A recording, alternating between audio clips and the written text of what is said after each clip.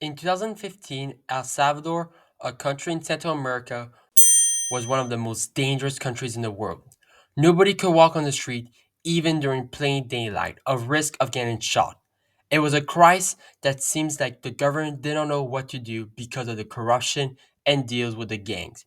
However, since 2015, the country went from having the worst homicide rate in the world, 124 per 100,000 people, to 2.5 per 100,000 in 2024, with only Canada with a lower rate in the American continent.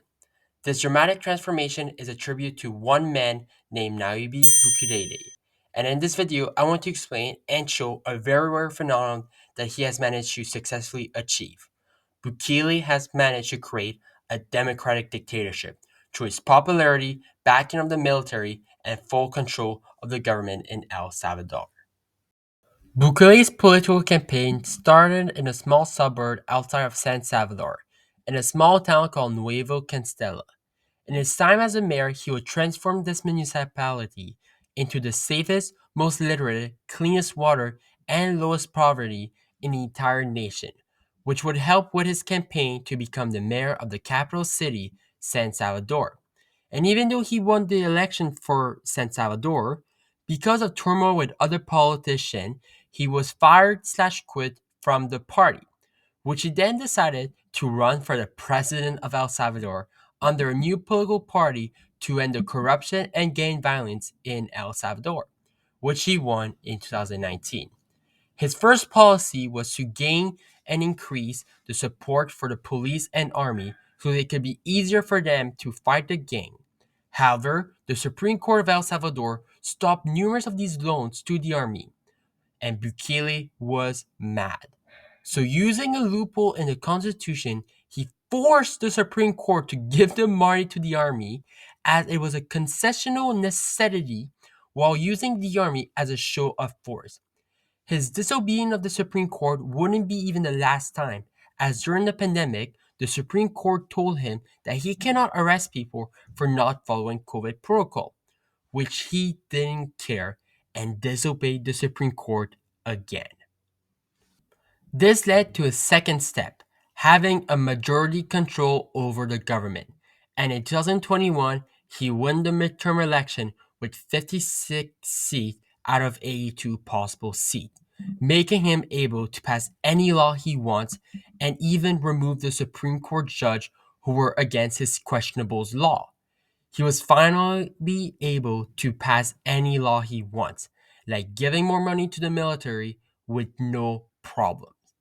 But things were about to change dramatically, as in March of 2022, after a massive attack by the gangs, hoping to sort of question his belief, which it kind of failed miserably, as since then El Salvador has been in a state of emergency, giving the right to arrest anyone that the police question as a problem, and no legal protection against these criminals.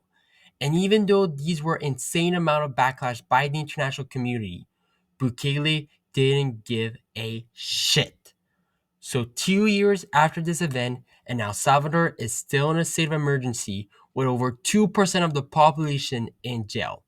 However, his action has made El Salvador a prosperous and safe nation for the first time in their history. Through all of these events, Salvadorians love Bukele, as he has one of the highest approval rating by any political leader on this planet, with around 90 to 95% of the population in support of him. Even though he does very undemocratic action, because of how safe and prosperous El Salvador has become, the people don't mind it. And for the first time in their history, the people can go outside and run their local shop without the fear of getting killed. The kids can go play football on the pitches as the gang can no longer control them. And everyone is free to go anywhere.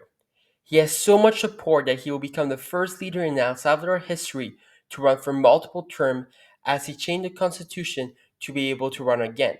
And yet, even though the way he's controlling the nation is very undemocratic right now, the citizens of El Salvador don't mind it at all. That's how he managed to win the general election in 2024 with 85% of the voters voting for him.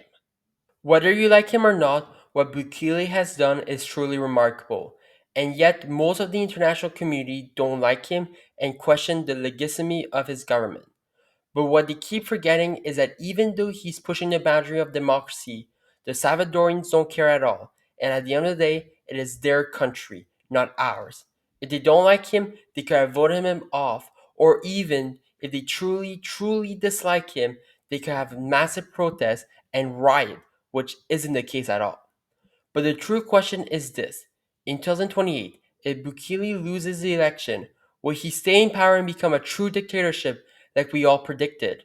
Or will Bukele leave the office in a democratic way and be idolized by the El Salvadorians for the peace he brought? Which only time will tell.